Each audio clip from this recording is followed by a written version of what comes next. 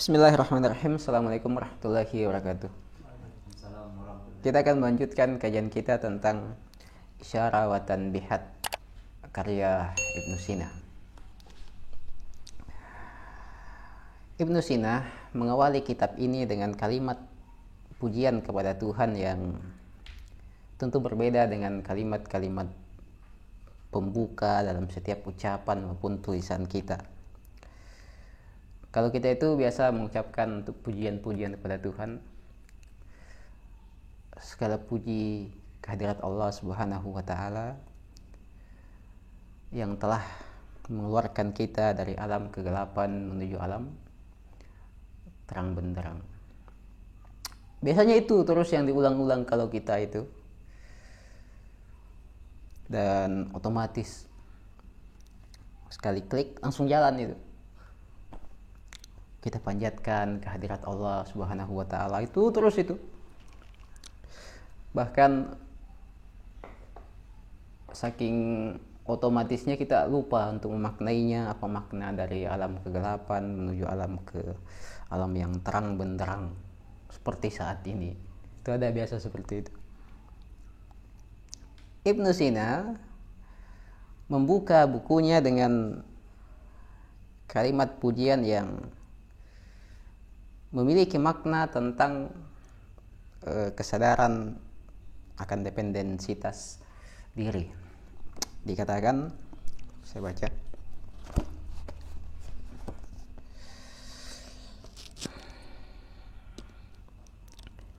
Ahmadullah ala husni taufiqihi wa as'alu hidayata tariqihi wa ilhamal haqqi bitahqiqihi. Jadi katanya, aku memuji Tuhan atas kebaikan taufiknya dan aku mohon petunjuk jalannya beserta ilham atas kebenaran dan juga argumentasinya. Di situ ada dua hal di situ. Pertama, dia memuji Tuhan atas taufiknya. Setelah itu dilanjutkan dengan permohonan tentang petunjuk jalan. Ada dua yang dimohonkan di situ, petunjuk jalan dan ilham kebenaran. Petunjuk jalan dan ilham kebenaran itu yang dimohonkan itu. Sementara yang dipuji tadi adalah kita memuji Tuhan atas kebaikan nikmatnya, taufiknya. Itu bukan kalimat pembuka yang seketika itu mengalir begitu saja tanpa dilandasi oleh makna tertentu yang terjadi pada realitas. Nah, oleh karena itu para penyarah kitab ini mencoba mensyarah kalimat pembuka Ibnu Sina itu. Adalah misalnya Fakhrul Razi ada syarahnya terhadap kalimat itu, dan juga ada syarah dari Hojatusi tentang kalimat pembuka ini. Kenapa untuk taufik di situ dipuji dan untuk petunjuk jalan serta ilham kebenaran itu dimohonkan. Itu yang coba dijelaskan oleh para penyarah kitab ini. Hujan ya? Hujan. Nah, kita akan menjelaskan syarah Hojatusi terhadap kalimat pembuka Ibnu Sina itu. Jadi kita tidak akan menjelaskan pandangan Fakhrul Razi, karena tampaknya memang juga pandangan Khoja atau syarah Khoja terhadap kalimat pembuka itu lebih mengena ketimbang syarah Fakhrul Razi. Walaupun juga syarah Fakhrul Razi juga benar juga sih sebenarnya. Nah, menurut Hojatusi, kalimat pembuka itu menjelaskan tentang tingkatan-tingkatan kesadaran manusia akan dependensitas dirinya dari apa yang ingin dicapainya. Ahmadullah ala husni taufiqihi. Itu menjelaskan tentang manusia sebelum melakukan sesuatu dan ingin mencapai apa yang ingin dicapainya. Itu sebelum melangkah itu. Sebelum melangkah. Di situ manusia melihat bahwa apa yang ingin dicapainya itu dicapai berkat ikhtiarnya, berkat perannya. Walaupun ada juga peran Tuhan di situ, tapi sedikit. Peran Tuhan itu kecil, hanya sekedar menyiapkan sebab akibat saja, sistem kausalitas. Selebihnya manusia memiliki peran yang begitu besar, begitu banyak untuk mencapai apa yang ingin dicapainya. Makanya di situ hanya dipuji sajalah, disyukuri sajalah taufik Tuhan berupa sistem kausalitas yang dengan itu kita berupaya untuk mencapai apa yang ingin kita capai. Itu. Jadi Tuhan misalnya sekedar menyiapkan sistem kausalitas bahwa untuk mewujudkan kopi itu sebabnya apa? Selebihnya manusia mengambil peran di situ yang banyak untuk mewujudkan itu, langkah-langkahnya dan sebagainya. Itu. Sehingga pada tahap awal atau pada langkah awal manusia melihat bahwa perannya dalam mencapai apa yang diinginkannya itu jauh lebih besar ketimbang peran Tuhan. Peran Tuhan kecil, hanya sekedar sebagai penyedia sistem kausalitas. Selebihnya manusia yang berupaya untuk memenuhi apa yang ingin dicapainya. Itu yang pertama. Makanya dipuji di situ. Ahmadullah ala husni taufiqihi. Kemudian setelah manusia mulai melangkah untuk mencapai apa yang ingin dicapainya, berupa kesempurnaan ataukah berupa pengetahuan, di situ manusia mulai meningkat kesadarannya bahwa ternyata tidak semudah itu mencapai apa yang ingin dicapai. Butuh petunjuk jalan, di mana manusia tidak akan bisa bergerak mencapai apa yang ingin dicapainya. Misalnya kita tidak akan mungkin bergerak memahami dengan baik isi dari kitab ini jika kita tidak diberikan petunjuk tentang jalan mana yang benar. Jika akal kita misalnya masih terjebak pada kesalahan berpikir, sehingga mesti ada petunjuk jalan.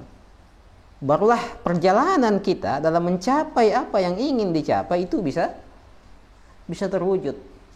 Jadi ternyata tidak semudah itu. Maka saat itu pada tahap yang kedua ini manusia memberikan peran yang sedikit lebih besar kepada Tuhan lagi ketimbang peran yang dimilikinya. Gitu. Jadi ternyata Tuhan bukan hanya sekedar penyedia sistem kausalitas, tapi kita juga harus memohonkan sesuatu, barulah kita bisa bergerak mencapai apa yang ingin dicapai. Yaitu memberikan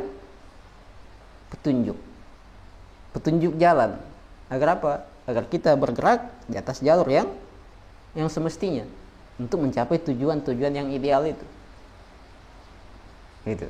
Jadi pada tahap yang kedua ini manusia memberikan porsi atau peran yang lebih besar lagi kepada Tuhan dan ketimbang tahap yang sebelumnya itu hanya sebagai penyedia sistem kausalitas saja.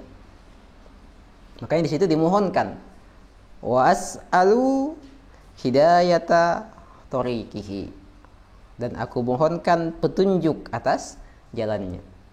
Karena ternyata tidak cukup sekedar bergerak saja, dibutuhkan petunjuk jalan. Kayak gitu. Pada tahap selanjutnya manusia semakin menyadari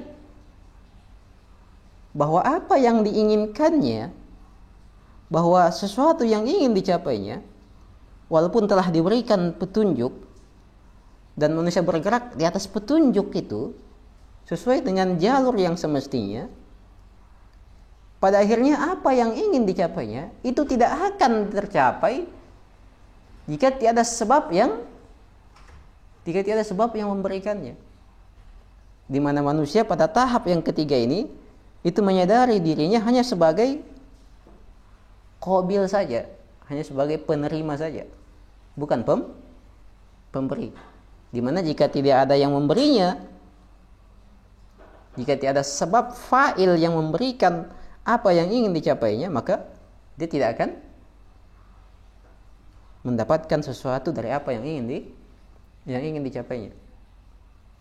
Makanya situ dikatakan wa ilhamal haqqi, dan juga memohon pemberian kebenaran.